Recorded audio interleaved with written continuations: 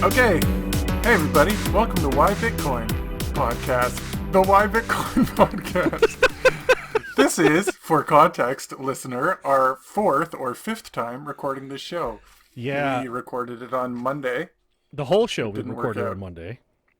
Yes, the whole show. The audio didn't work out so well. We're using different software now. We hope that this sounds good. Let us know if it sounds better or worse. We'd love to hear feedback on our tech. We're not the biggest tech guys, right, Doug? No, we're actually pretty much idiots, apparently. So that's awesome.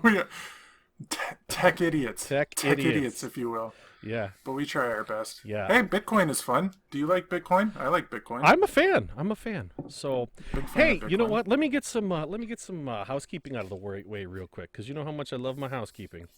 So, Big fan. listen, first of all, guys, anything you hear on this podcast should not be taken as financial advice. This is just our opinion. And you are more than welcome to disagree with us, but you definitely should be doing your own research regardless of what you hear on this podcast.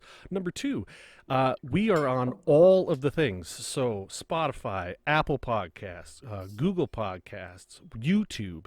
If you want to find us anywhere, follow us everywhere. That would be great. We're also on Twitter at @whybitcoin_, and you can also email us at askwhybitcoin.com. At askwhybitcoin@gmail.com. There, I'm a professional. There you go. That's Don't fine. even try this at home. We're getting it. So, all right. We're doing it. What This do is episode 6. Welcome to episode 6, friends. Episode 6. Yeah, Yeah. We're making it. We're doing it. Cool.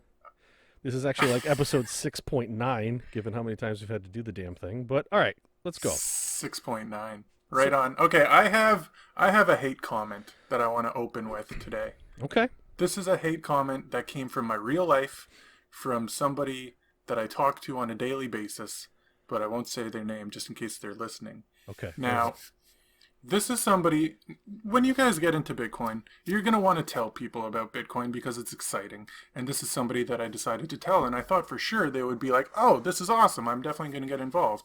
Instead, they gave me the response of, yeah, no, this seems scammy, I'm not interested, I don't want to hear about it. And when somebody says that to me, I just say, hey, that's fine, I don't care, I'm not selling you anything. If you don't want to hear about it, that's fine. Over the past few months, I told them, I was like, this is going to start popping up in your feed, and you're going to start seeing more of it, and just wait, and you'll see. And it has. And they're like, oh yeah, I read a post in the Financial Times. Oh, hey, I saw this on the news and whatever. And I'm like, yeah, it's going to keep happening. So now, I was talking to them yesterday, and they say, hey, I read a post in the Financial Times about how the dollar is coming down and all these big companies are looking for places to store their wealth, and Bitcoin was one of them. I was like, yeah, I know, pretty cool, right? And he's like, yeah, it was pretty interesting. And I'm like, so does that mean you're going to get in? And his response, which I've been trying to figure out ever since he said it, was, yeah, but I'm not a big player. And I'm like, What? Wait, what? What?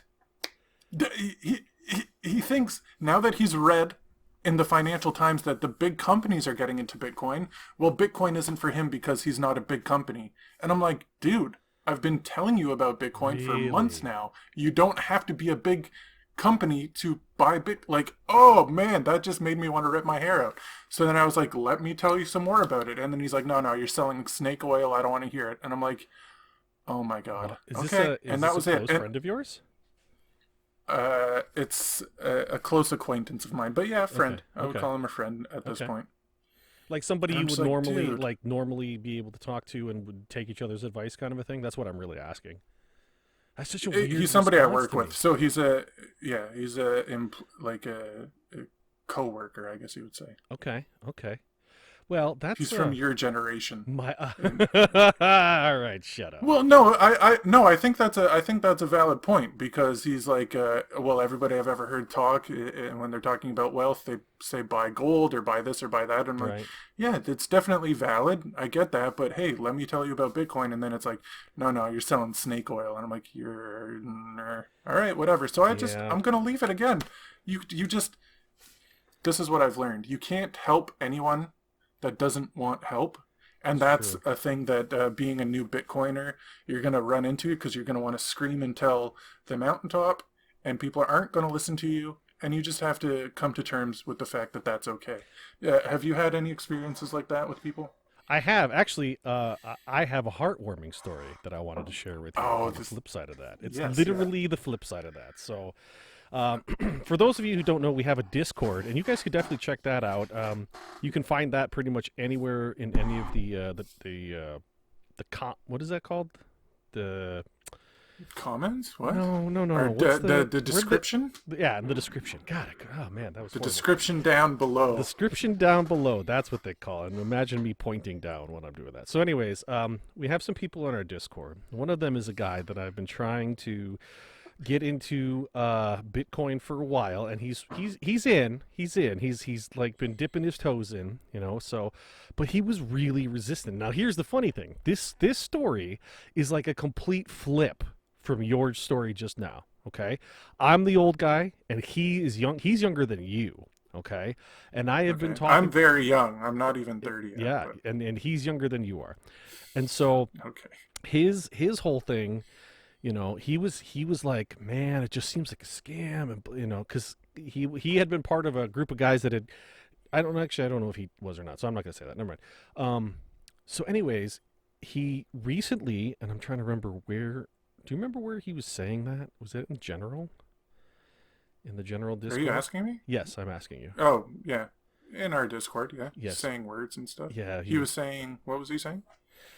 Well, basically what he said was that Oh, yes. I want to say the exact quote here. Do you want to say the quote? Yeah. I think it was something along the lines of, hey, more and more big people are buying into it, which is making the value less volatile and thus making the price go up, which is making it more. Here it is. I found it. So we're going to actually talk about this guy a little later on, but a big player totally did a 180 on it, which convinced my friend, and he says this. He says, this is big. As more and more big investors get in, higher prices it will get, the higher the price will get, and more stable it will get. But you smart folks already knew that. I don't know about you, but I'm feeling more and more comfortable every week buying coin. Good news all the time.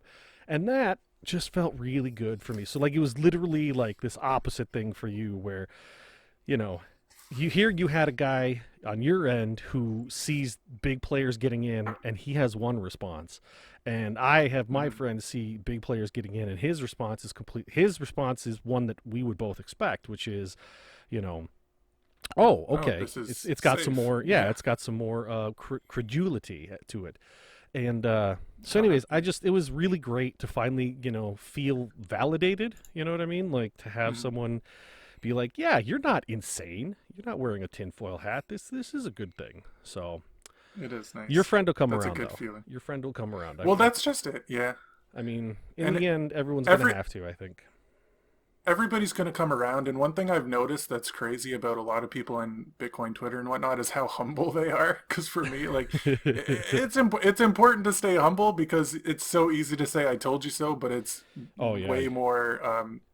What's the word? It's way more better is not the way to say it, but it's way more better to just actually help people when they ask for help. So I'm going to continue to try and do that. Yeah, keep your doors open. Yes, he will come around. Yep, he's going to come back. Yeah. Keep your door open.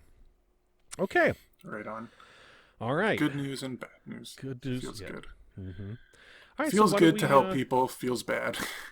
We want to move on to the question of the day? Let's open the question of the day. And the question of the day today is something that maybe you've been wondering yourself, listener. What are markets? What are markets? And that's a pretty broad question. You might be thinking to yourself, yeah. But it's something you hear a lot. The stock market, the gold market, there's a whole bunch of different markets and they go up and down. And if you've never been in the financial space at all, you don't even know what they are and you think that they don't apply to your life. But the more you learn about them, the more you realize that your whole life is almost dedicated to how these markets work. So I've done some digging into what they are, and I know a few terms. I don't know all the terms. Oh, and I want to say that this show is not technically an educational show, but rather a conversational show about what we're learning. We're not experts in any of these fields. We're just simply two dudes talking. And if you're a dude or dudette listening, we'd love to hear your opinion too, because we want to learn more. But this is just questions that these are pretty much questions that I've tried to answer myself, and then I figured maybe other people want to know. So, what are markets is the question of the day. Mm-hmm.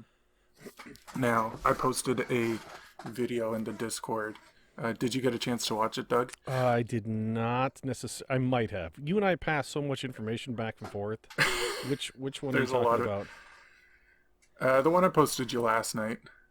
In the I think in the I think it's in the. Oh, geez, where is it? It would be in C. the probably a new coiner start here. Oh, Yeah, new. how Okay. how the economic machine works. Oh yeah, no, I have not had a chance to watch that one yet. Okay, so Ray Dalio is a dude that's been a financial wizard, I think, for a long, long time, which actually just today, apparently he's starting to look at Bitcoin as something that's good, and Peter Schiff is telling him that he's crazy. That's fun. But he kind of breaks down how markets work, and to answer the first question of what is a market is just a group of people willing to buy and sell a product. And it could be anything. So there is a video game market in which I'm a part of because I buy and sell video games. And in that video game market, there's Best Buy and there's GameStop and EB Games and there's mom and pop shops and there's Amazon. And all of those players are in the market trying to beat out each other for the best price. And I am in the market trying to buy for the best price. And those prices fluctuate in terms of how much the buyer will buy for and how much the seller will sell for. And that's essentially what a market is. And the market can go up and the market can go down. And if the market goes up, that's good for the sellers. And if the market goes down, it's good for the buyers, but also bad for the buyers because it means that the sellers are making less money. And it's very hard to explain this stuff in simple terms, but that's what we try and do. Does that make sense the way I said it? Is there anything you can clarify there? I mean, it makes sense if you pay close attention to it. The problem, I think the crux of what you just said is all found in that last two or three sentences, which is markets can be very complicated. And the long story short is kind of how you said it. You know, people want to buy something and people want to sell things. So that's kind of it. And everything is a market. I guess that'd be the only caveat I would really say is that when it comes right down to it, everything is a market, whether it's education, healthcare, stocks, Housing. bonds, computers, tech stuff, whatever it is, somebody is buying it and somebody is selling it. That's a market. And that pretty much covers everything across the board except for the love of Jesus. So there you go. Debatable whether or not that's paid for, but maybe that's another podcast. That's a totally different podcast, man. I don't even know why I threw it in there. Anyways, go on. I'm gonna leave that. No, I'm gonna leave it alone. Let's just move on. We're Let's just leaving move it on. alone. Moving along. All right. So when you get into markets, here I'm just gonna do some really simple things. So one thing you look at are graphs. There's a lot of graphs, and then people see these graphs. And I remember being a kid watching the news, like if my mom was watching the news, and then they talk about the stock market and stuff, and a graph comes up, and then you think, oh, this is for smart people. I don't care about this graph, but when you break it down, man, most of these graphs are really, really easy to read, but they make them very complicated to read. For example, you can see let's just take Bitcoin as an example right away. There's plenty of graphs for Bitcoin, whether it's daily, weekly, monthly, yearly, or all time, and you can see that line on the graph and whether it's going up or down, and the line represents the price that it is and the time that it was. So if you look at a market where the time has passed on and the price has gone up, that's good. And if you look at the time going on and the price going down, that's usually bad. And those things will, if the graph goes to zero, that just means that whatever that person was selling or whatever that market was in, it's not worth anything anymore.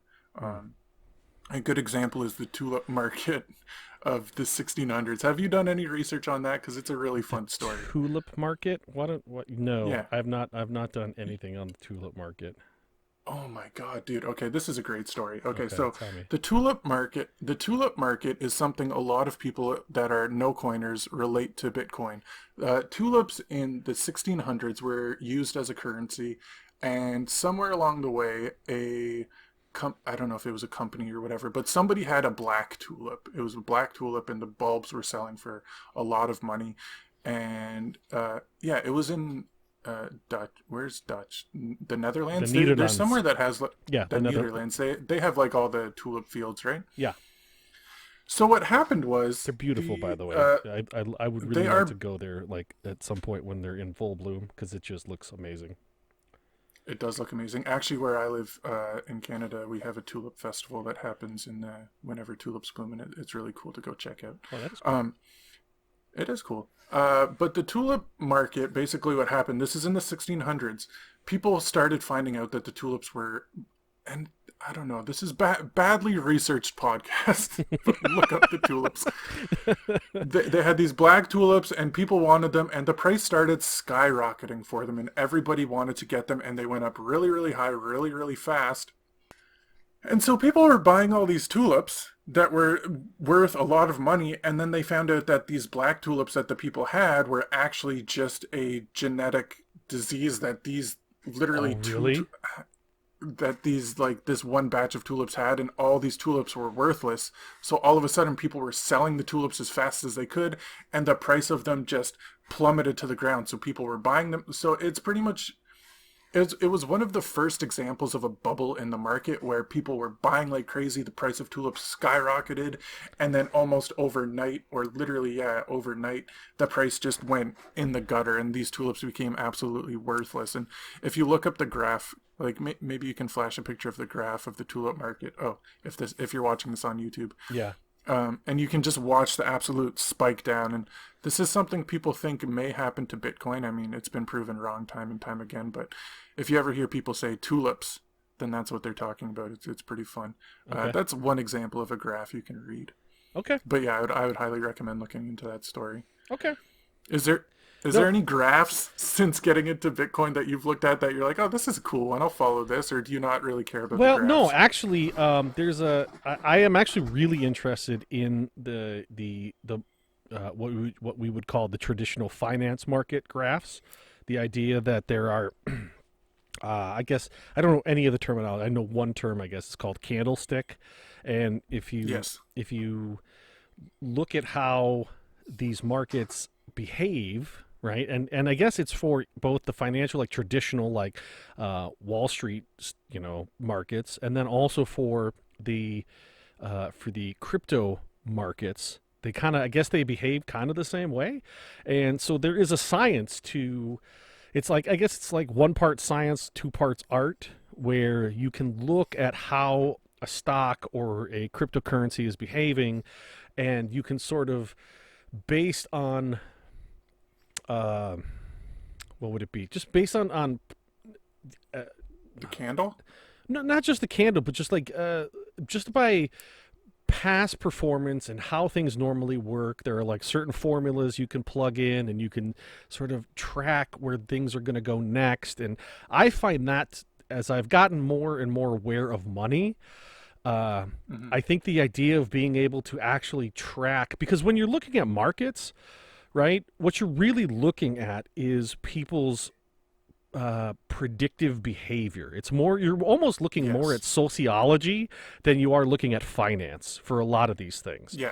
And so it's really interesting to me because, so like, there's a guy I follow, his name is Crypto Jeb. Okay, if you guys don't, you really should check him out. He's a YouTuber. One day we're gonna get Crypto Jeb on. Yeah, we'll on have the to get show Crypto because- Jeb on the show. If you guys know Crypto Jeb, toss him a number for us, would you? But so what he can do, right, is he can follow like Bitcoin. Okay, he'll follow the values of Bitcoin minute to minute, day to day, depending on what he needs to do, and he can say stuff like, so.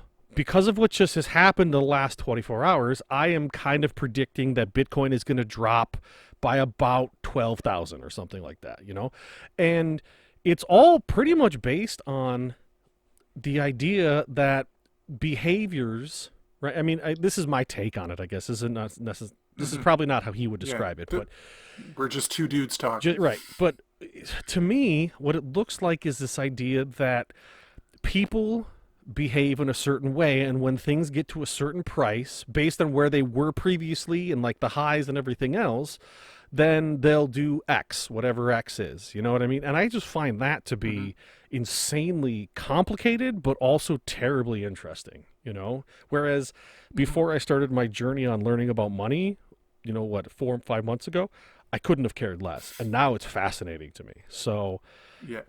yeah.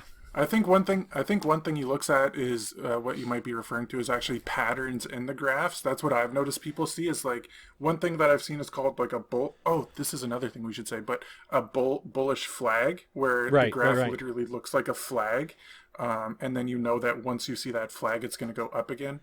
So you can like let's just okay. A few things I want to say. One, some terms you'll hear bullish and bearish. Now, let me say one thing about bullish. Okay, when I literally day one of learning about money, which was, yeah, also like you a couple months ago, I was reading a report and I saw the word bullish in a article and I'm like, what is this guy talking about? Is this just like a cute way to say bull? Bull crap. Yeah. And yeah, I'm like, oh, this is looking really bullish. I'm like, okay, well, I guess that means it's bad. You know what I mean? That's what I Mm-hmm. thought. Yep. I came to find out that's not what it means. What bullish means, or a bull in a market, means a person thinks that the graph is going to go up, and a bear, or if a graph is looking bearish, means the graph is going to go down. Me and Doug, well, I won't speak for you, but I am pretty much the. I think I could have like a badge that says the most bullish Bitcoiner there's ever been. Like I can't. I think they're like I'm the most bullish person that I've ever seen online anywhere. I'm just You like are more everybody's bullish wrong. than I am. That is for sure. You are definitely more bullish Nobody than I am. understands. It's going to the moon. I hate that term too, but yeah. So that's what bullish means, and that's what bearish means. If we're talking to anybody that doesn't know those things, which I did, you know those terms before you Yes. got in? Yeah, I did. I Okay, I so I had bought stock and stuff before that went horribly for me. There was a some sort of like medical tech company I invested in when I was like 22 or 24 years old, and it just they were supposed to have the cornered market on some sort of patent of something, and I was assured that it was a lock, it was a great deal. So I was very bullish on the stock, and I think I invested like $500 or something stupid, and yeah, it went to zero, and I lost everything. it went. So There you go. so the rest of the market There you was go. very bearish on that particular stock, so that didn't work out well for me. There you go. Bullish and bearish, things you'll hear a heck of a lot once you start looking into this stuff. Mm-hmm. Oh, I wanted to also explain. So we were talking amongst ourselves the other day about what candles actually are. So I did a little bit of research, and if you're wondering what an actual candle is, so a candle graph is different than, I guess, I don't know if it's called a candle graph as compared to just a regular, like I don't know what the regular graph is, but the candle graphs show. Okay, so a candle is basically a thick line, and it's got a thin line at the top and a thin line at the bottom, and it's daily. So it's a daily candle, and you can see when you see a daily candle graph, which people also use to look at patterns. But if Mm-hmm. you see a daily candle graph, a candle is it shows the high of the day, the low of the day, also where it opened on the day and where it closed on the day. So the bottom line is the low of the day. The top line, okay, wait. There's a thin line. So the thin line is the lowest it got that day. Mm-hmm. The fatter line is where it closed that day. And then opposite for the top. So the fat line is where it closed or opened. And the thin line is where it got to going up. I'm gonna have to So find if the images for all of this for the YouTube, aren't I? yeah, definitely. Making me So work, bro. so Making me work. So the fat area of the candle, whether it's green or red, will tell you if it started high and went lower or if it started low and went higher. So what you want to see, if you want to see it go up, is green candles, meaning it Yep. started here and it went up to here. Green candles are good. And red candles can be okay too because you do need, I mean, people say you need to go down and you need to go up. That's what's going to happen. Um, but to read a candle graph, basically that's what it means. If it's green and it's fat, it means it went up a lot. And then if it's red and it's skinny, it went down a little bit. And it's just a daily occurrence of what happened that day. And I've seen a bunch of these graphs and I didn't know how to read them. So this is just me like learning a bunch of No, stuff. there's And a I think like I it's said, really it's a fun. whole science, man. It's a whole science, Yeah. and I really am considering, maybe trying to talk the wife into letting me uh, take some courses on how to learn to read this stuff because it is Oh, yeah. fascinating to me to what. Because okay, perfect example is Crypto Jeb again. Sorry, but he was when we had this Shout out. recent downturn. When we came down from, I think it was at 57 or something. He pretty much nailed that it was going to hit about 42, and then it was going to kind of be corrected and do something else, right? And that's what we saw. We saw it kind of come down to it was like just above 42,000, and now it's back up to 51. Like, he nailed it. So Yeah. I mean, and he's not. He's really clear about the concept of, like, look, things can happen that you never see coming, because this kind of goes back to the whole psychology thing before that I was talking about, is this idea that the markets are not static in the sense that, look, they're just numbers. You have to remember that markets there are people behind those numbers, that's the important thing. And so if, like, let's say, real quick, we'll just gloss over this, right? Because we kind of don't really want to cover it because it's been kind of beaten to death. But the GameStop situation, that was totally unpredictable. And that happened because people behind the numbers decided to do something that didn't fit with the rest of the paradigm. Do you know what I'm saying? So, well, let's just say right now, the numbers don't mean anything. Like, the numbers are just a representation of what the people are doing. Correct. But I guess my point more specifically is the idea that okay, so let's kind of everything is unpredictable. Let's kind of unpack GameStop just a tad. Okay, the bottom line is GameStop is not a solvent company in the sense that it doesn't seem to have very good financials, which is why the hedge funds were shorting it. They thought, based on the financial details of the company itself, they thought it was going to keep losing money, and what they failed to recognize was, how could they? Like, it's impossible, right? But basically, an angry group of Reddit guys got together and said, we remember GameStop from our gaming years, our formative gaming years where you'd go and buy a video game. We love this, and we hate the fact that people are shorting this company, so we're just going to buy the hell out of the stock. And that drove the price up. It was something no one could comprehend, no one could have foreseen, because it was one of those psychological, sociological moments that were unscripted by previous occasions. Does that make sense? Did I say that? I feel like I said that pretty well, actually. Yeah. So I think you did good. So the GameStop thing is very unique, and it's also very interesting, and it's important to remember because things like, it shows how much of a Go ahead. Shows how much of a game the stock market is. It kind of is. It kind of is. But it also goes to talk about things like the stock market crash of 1929. That's a psychological event. That is it. Well, psychological is probably not the right word, but it's a sociological event to be sure. Yeah, because that's a better word, it's a group of people saying we are terrified of what the market is doing, and we're out. We want our money. We're taking it out. We're done. And when enough people do that. This is kind of the thing that we're in right now, is that if enough people start moving their money around in certain directions, things change really rapidly. Because what ends up happening is you get this sort of pull along effect where, maybe it's just going to be, I don't know, 10,000 Redditors or something like that, right? They're all going to buy GameStop.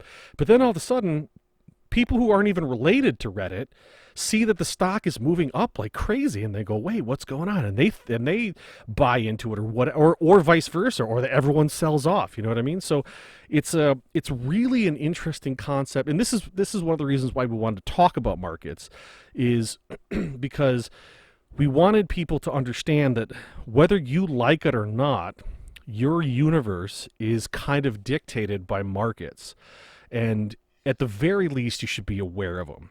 Not necessarily that you need to be watching and learning, what a candlestick is or whatever, but you should understand the nature of how it affects you, and it will affect everybody differently.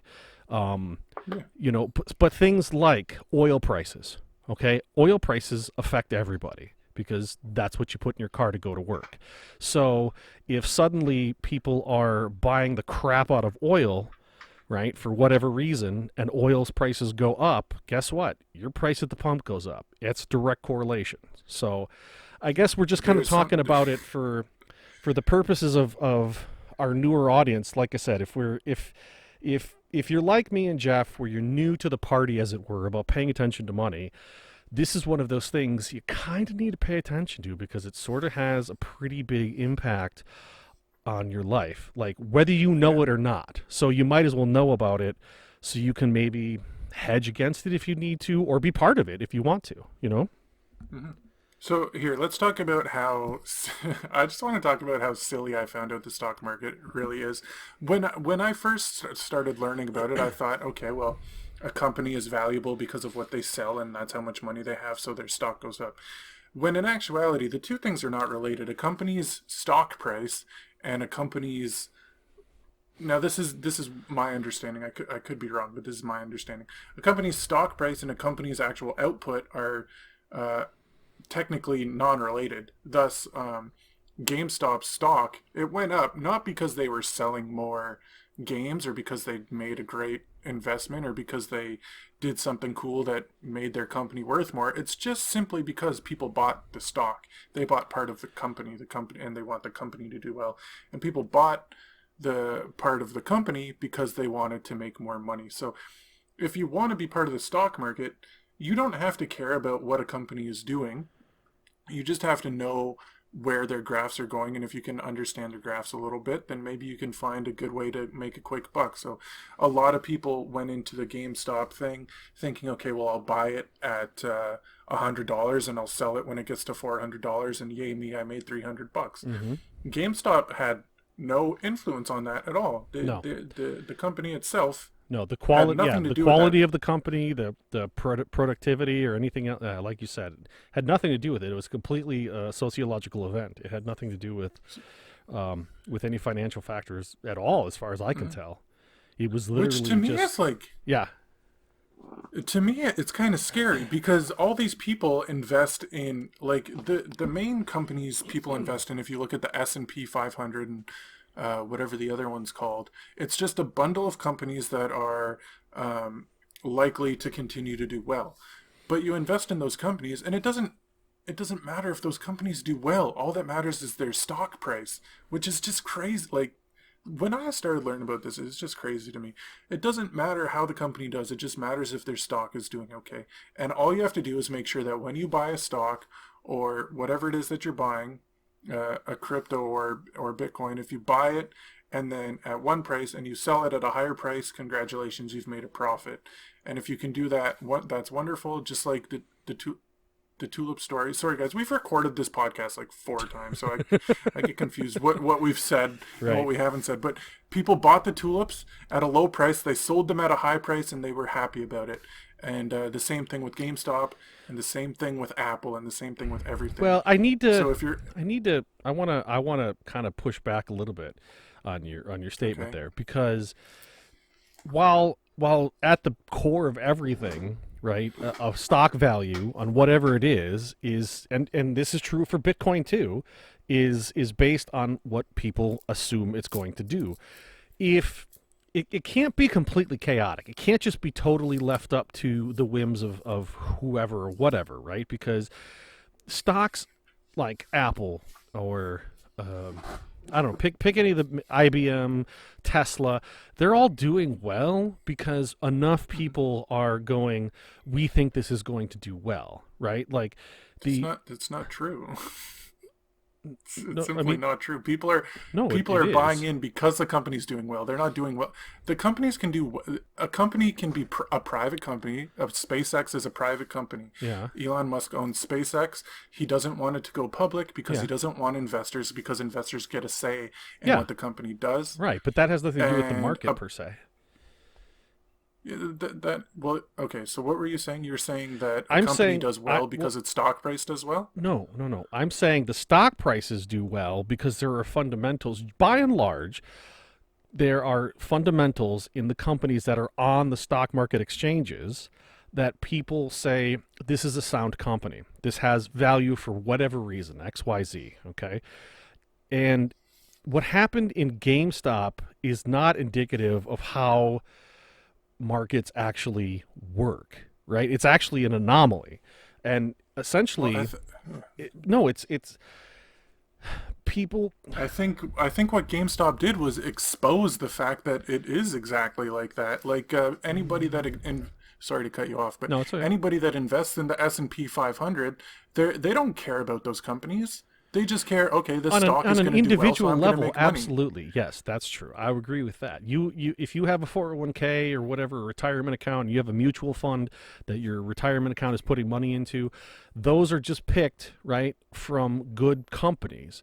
But if Hmm. okay, this is how okay, this is what I'm talking about. Okay, let's say, and please don't anybody sue us for this, okay? But let's say the who's running Apple right now, Tim Cook, or maybe I think I'm not Yeah. sure.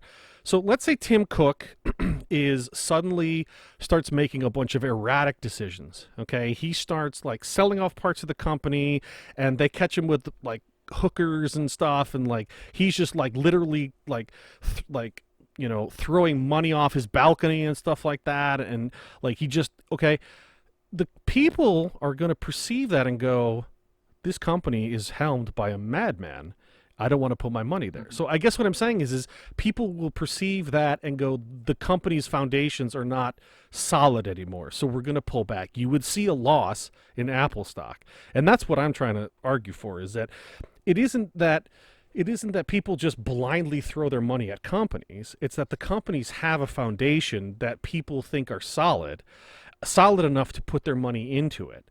That's the whole premise of the stock market. That's the whole premise of all the markets is I'm going to put my money someplace where I think it's going to either retain or increase in value. And to just say that Yes. it's just all willy-nilly, which is kind of sounds like what you're saying, I don't think it's that random. You know what I'm saying? So I'm not saying it. I'm not saying it's all willy nilly. I'm saying it has the potential to be willy nilly, and a lot of people in the financial field make a lot of money by studying the graphs and by doing all this. But at the end of the day, things like GameStop can happen, and things like Tulips can happen, where something unpredictable happens and stocks go crashing. Tim Cook, Timmy as I call him, is on his balcony with all his hookers and his bottles of vodka, and he's going crazy, and then all of a sudden that stock crashes. Like that can happen. You never know what's going to Oh happen. no, I So it okay, all doesn't. right, but I don't know the way you were saying it. Maybe I misunderstood it, but it sounded to me like you were just kind of saying like it's all random all the time. And I tend to No, no, no. believe Okay. that most things do not happen in a vacuum, right? So, um, the idea that suddenly and let's kind of go back to the GameStop thing for a minute. If they hadn't targeted GameStop and they hadn't been shorting it as hard as they were, I don't think that incident would have occurred. Honestly, No. I think it Yeah, but was they wouldn't have shorted it if the company wasn't true. doing poorly. But I mean, for those who don't know, they were shorting it. They were shorting it so much that they were literally, uh, they were shorting stocks they didn't even own. They were literally borrowing more stocks than the company actually had to sell off. Like that's Yes. so I really do think what happened was there was a backlash, and the purchasing of GameStop was simply to screw over the hedge guys. It wasn't because there was um, good foundations with GameStop. It was because people saw something that looked like injustice, and I think it's true. I hate short sellers. I think they're bottom feeders. Quite frankly, I think if you're, I mean, they really kind of are like the vultures of the financial world, right? Like they see a Well, if you carcass if and you they circle around it and they try to make profit off of it. That to me is kind of exactly, and gross. what you said was that the people on Reddit were just buying it to screw over the hedge fund guys, but the hedge fund guys were only shorting it to screw over the GameStop guys. Like that's the only reason they were True, doing it, to screw them true. over. So No, it's negativity on both I sides. I agree. I agree. And I guess maybe we can come to like because I don't know that we're necessarily disagreeing, but I think it's a little from column A and a little from column B on this. There are there can be good reasons to invest in a company, and there can be bad reasons to invest in a company. And what you hope to do is be educated enough to find the good reasons to invest in a company, or whatever you put your. I mean, honestly, it doesn't matter. It really like if you say I just want to buy all Bitcoin because I believe in Bitcoin and these are the reasons why I believe in Bitcoin. As long as it's not a whim, Because I guess that's where I want to take it back to is why do anything then? If the stock market is all whimsy, if it's all just whatever, then that leads to Then why be chaos. in it? You know what I mean? Yes, yes, I I know. agree with that point. Yes. I agree Well, with that but point people wholly. can't plan on chaos. Like there's no, if you were to say if you're looking at a young person, maybe a little younger than you, right, and they're looking to figure out how to start a family and be financially stable, because that's what everybody wants, right? You want to bring kids into the world that are going to have a roof over their head and not be living in a van down by the river or anything like that. So you can't have total chaos. It doesn't. It creates panic. It creates instability across the board, which is one of the reasons why you and I are so bullish on Bitcoin and so down on the dollar, because what they're doing with the dollar is printing funny money, and they're creating instability. They keep slapping band-aids. And I know I'm getting totally far afield, but I mean, I That's what don't. this I guess podcast what is I'm about. saying. Why Bitcoin? Yeah, this is just two guys talking. But this is Just my two guys point: talking. is that I don't advocate for chaos. I think it's a bad idea. I think we have come so far as a race of humans because we have found ways to create stability. And I think what's Okay. happening is we are now seeing an unraveling of that. And I think that is not only kind of terrifying, but it's antithetical to the human race moving forward. I think that's problematic. I'd have to say that, yeah, although you shouldn't want to prepare for chaos, looking at the chaos that can happen in the stock market is something that you just have to be aware does exist. Chaos does exist, and yeah, you can prepare for a future of just okay. I'm going to invest. Like the S&P 500 is the most, uh, as of recent memory, the S&P 500 was the most stable investment you could make, Okay. and it would be very, very safe to invest your money in it. But chaos can happen, and it's something. So no matter what you invest in, even if it's known as being the safest bet, you Right. should do your due diligence to research Oh, everything absolutely. before you invest in anything, Yes. because Yeah. anything can become chaos, Correct. just like this show. Brought it all the way back. Nice, nice, nice. So, anyways, so that's kind of markets in a roundabout nutshell, where we didn't really cover anything technical too much, hopefully, because the technical stuff I can think get yeah, I think it's kind of boring to me. I'm going to be honest with. Like, I think it's interesting, really but to listen to okay. somebody Yeah, talk about it, I think that'd probably be pretty boring. So, I'm glad we actually got to do a I little think it's debate it's there. yeah, it's exciting when things. So it's boring when things are normal. It's exciting when things are changing, Oh, and that's things true. are changing right now. I guess That's that's true. why it's exciting because, yeah, it's been boring for most of our lives. The S&P does this much year over year. Gold goes up this much year over year, and everything else. And now with the entrance of Bitcoin, things are starting to get a little bit more interesting, and more people are looking at what's happening in the markets and where they're going, and it's a little bit more fun to check out what's happening, Oh, and it's there's a lot more definitely things that you definitely an can look exciting at. time. Definitely exciting time. So, I just I don't know, man. I just now that I guess maybe it's because I'm just starting to pay attention to money that I'm like, but wait, don't get too crazy because I want to learn about this from like a normal perspective first, and then get crazy so I can really appreciate Okay, it. You know what I mean? yeah, I see that. So it's good to the best thing you can do when you're researching is look back in time and see what has happened. And that's what I've been doing recently is just looking at, like, I hated history in high school, and now all I can do is watch historical documentaries of what happened to the world during World War II, or what happened in ancient Rome. Like, all these things are crazy, and they're really cool to see just what humanity has done and how it's dealt with crazy times that we've gone through. Oh yeah, And dude, and I the was kind of the markets. same way, dude. I sort of liked American history, but for the most part, I wasn't a fan of history at all. And now I do. I find it absolutely fascinating. So And you can go back and you can see what the market has been tracked for as long as humans have been tracked. We've been looking at where our money's been going for as long as we've had money. So you can go back a long time to see where people have put their money, when it went up, when it went down, why it went up, why it went down. And yeah, there's a lot of good information out there. yep, Yep. And we'll peel it back one layer at a time for you here on Why Bitcoin. One layer. That's right. Why Bitcoin? All right. That's right. I think we did a little bit of market chat. Should we Yeah. do a price check? Oh, yeah. chat? Let's do a price check. Why Bitcoin presents your weekly price check. Check, Price semblance. check. Price check. All right. What are you checking today?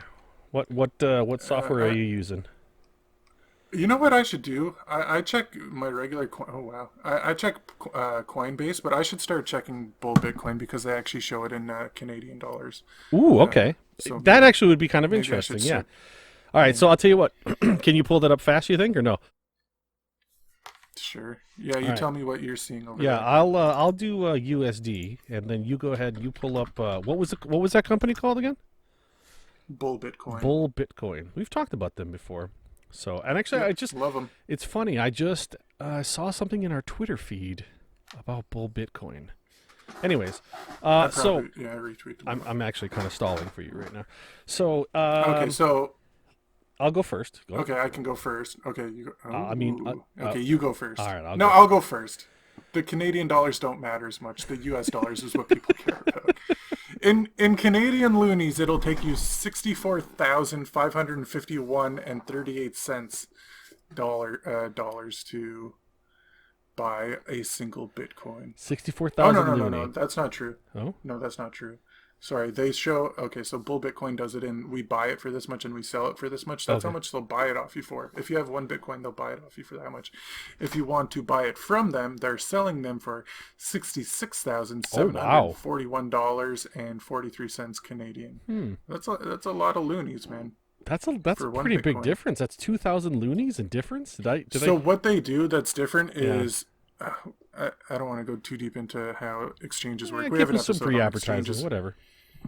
But when you go onto any given exchange, they'll have a fee for what they're buying. So you buy Bitcoin, they charge you a fee. Bull Bitcoin just says their fee is 0, and then they just show you here, this is what. So I when see. you buy, I the see. fee is 0, but it's just included in the price essentially. I see. Okay. And if you were going to do that same transaction in USD, you're going to buy a Bitcoin, you would be spending $51,505.94 as of 8:30-ish on Wednesday evening, March 3rd. What's your time zone? Central? You're Central. I'm Eastern. So Yeah. it's a little bit different. Yeah, you're But north yeah. and east.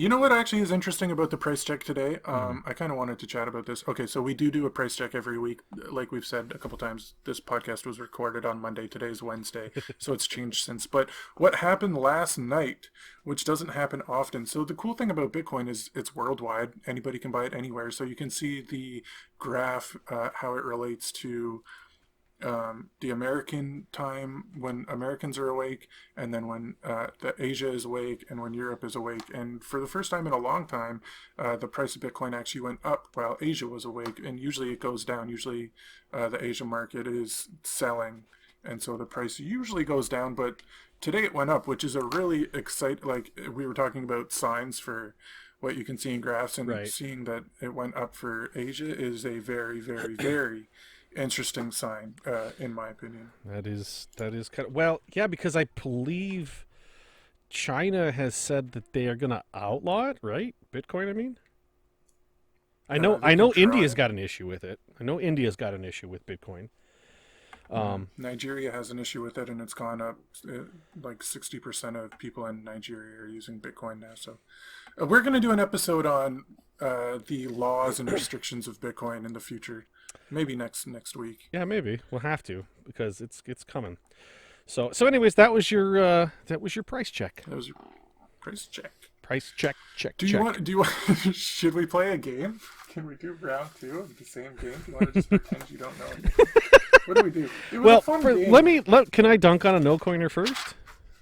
Yeah, let's dunk. All right, let's dunk so So hard. if you guys don't know, there's a few terms if you're new. A no coiner is somebody that knows about Bitcoin but thinks that it's not going to work, and essentially they're just very bearish on Bitcoin.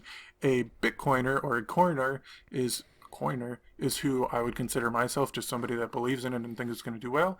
A pre-coiner is somebody that doesn't know what Bitcoin is yet. So if you're listening to this, you've never heard of Bitcoin before, you're not a no-coiner. You are a pre-coiner. Unless you hear about this and then you hate Bitcoin, then you're a no-coiner. Then you're a no-coiner. And no-coiners are stupid. We're not fans of no-coiners here on this show because they generally... Well, we're kind of fans of them. Well, we're fans from the standpoint that they bring us entertainment, but only in the same way that, like... a house on fire. A house on... Yeah, something like that. So, and actually, again, we have recorded this a couple of times. We initially had a no-coiner that we'll probably save that for next week. A no-coiner that actually became a... I'll do that. Let's dunk on this one, and then maybe let's dunk on this one. But let's save him for next week because I think we'll need to cleanse our palate after my dunk on this one. Okay. Start dunking. So here the ball's in your court, buddy. Yeah, thank you very much. So, I just want to cover a little lady you might know. She happens to be running the Federal Reserve. Her name is Janet Yellen. And let me just make sure I get this 100% accurate. I want to get her title correct here. Because I don't think she runs it. J-Pal runs it. I think she's... You're right. She is the Treasury Secretary. She is not head of the Fed. That's true. The New York Times, and I will put a link to this. Actually, if you want to join our Discord, you can go ahead and find it because we post this stuff all the time. But the New York Times did an interview apparently, and this is the quote I wanted to come down on here. Ms. Yellen is more interested in the prospect that the Federal Reserve could develop a so-called digital dollar, the first time she appears to have made public comments about that prospect. Now, man, Jeff, just hold me back, man. I don't want to piss off the federal government, but good Lord. You got the ball in your hand. Could you just be any dumber about this? Seriously. The dollar, the idea that you're going to be in charge of U.S. monetary policy as head of the Treasury Department, and you're going to say with a straight face that somehow the U.S. dollar isn't already a digital currency. Let me tell you, friends listening right now, okay? And also, you know what, for Ms. Yellen too, because apparently she doesn't know. If you think that the American government printed $9 trillion last year, and they're planning on printing another $2 trillion almost under Biden for this new bill that's coming up, if you think we actually are running the printing presses would break before they could ever print that much cash. It's already digital, okay? The dollar is already digital, and it incenses me that this person is going to pretend like it isn't, and they're going to somehow create a brand new fiat currency that is digital. That makes me absolutely insane, and it horrifies me that this person is in charge of monetary policy. I don't know a lot, okay? I can admit that. We do that on a regular basis. But the fact of the matter is the dollar in your pocket is just one small piece of what is essentially a digital currency, okay? And for her to do this is just, it's tone deaf beyond the most tone deaf. I can't even think of a good, I'm so incensed, I'm so angry about it, I'm so wound up about it. Anyways, she's also, by the way, not big on Bitcoin. She thinks that the U.S. government should come up with its own cryptocurrency because they've done so well with the currency they've already had for the last 200 years. I'm done. She's been dunked on. Dumb. Get dunked, Janet Yellen. What you need to understand, Janet, here is that the dollars used to be physical dollars. We used to carry them around in our hands. We used to have cash. And then over the last, 10, 15 years or so since the invention of the internet, people have started keeping their money in banks. And your bank account just shows a digit. And when they say they're printing money, they're just changing the digit on the computer screen. That's all that's happening. And it's digital in that sense, but it's not digital in the sense that it makes sense because they can just change the number to whatever they want And they whenever they do, want. So and if they they're do on a regular and they basis. do. And if they're in charge of a digital dollar, if they're gonna do that, then that's a digital dollar that you do not want. No, You don't want a dollar that what's her name? Janet? Janet You Yellen. don't want Janet's dollar. You want a dollar that makes sense to you, that you can that you can control. Bitcoin is Bitcoin that is that. coin. So Let's put it this way: it's if this is the first thing that popped in my head when I read it. Before I started getting really angry, if they can inflate a quote unquote non-digital dollar, imagine what they could do with one that's fully digital. There is no accountability because if the government prints it, there's no accountability. That's the difference between Bitcoin and a fiat currency. There is zero accountability. They can print as much as they damn well please, and there will be no backing for it. It will just be based on the fact that people believe it's worth something. That's it, and that's all. well, that's what it is right now. I mean, that's what we have right now. Well, I know, I understand that, but imagine when it's digital and you can't even hold it in your hands. You can't even say, "I have a dollar," right? Because it's in my look. See, look, I'm pointing to my palm. See this dollar? I have one. You won't even be able to do that. That's what she is advocating for with this preposterous, sir, statement. I need a She's drink of crazy. water. I'm out of it. Janet Yellen, you just She's got crazy. dunked on. Get dunked on, Janet. All right, what's next? Yeah. What's next? We can play a game. I don't know how we're gonna play it, guys. We like to play games every week. I don't know if we've told you, but this is the second recording. We I'm might trying have to. mentioned I'm it. trying to. I'm trying to think of a way to make this different for you. I really You know what? don't Maybe know we how. should just skip it this week. That's okay. That's We'll all right. skip it. Okay. Yeah. There's terms in the Bitcoin world that you'll see. The game was that stands for what, and the terms were HFSP, NFT, ICO, TCA, and HODL. Maybe you listener comment below what you think those stand for. I asked Doug, and he got what'd you get? I got 3 4 out out of of 4. 5. I got 3 out of 4. There's 5, so Then I got 4 out of 5. you got 4 out of 5. Yeah, I Those are- only those didn't are know fun the terms. first one. That was the only one I didn't know. Cool. Well, maybe I did get 3 out of Okay. 5. Anyways, it doesn't matter. We'll come Because back we're with talking a about things game. that they never even heard, so it's kind of weird. Okay.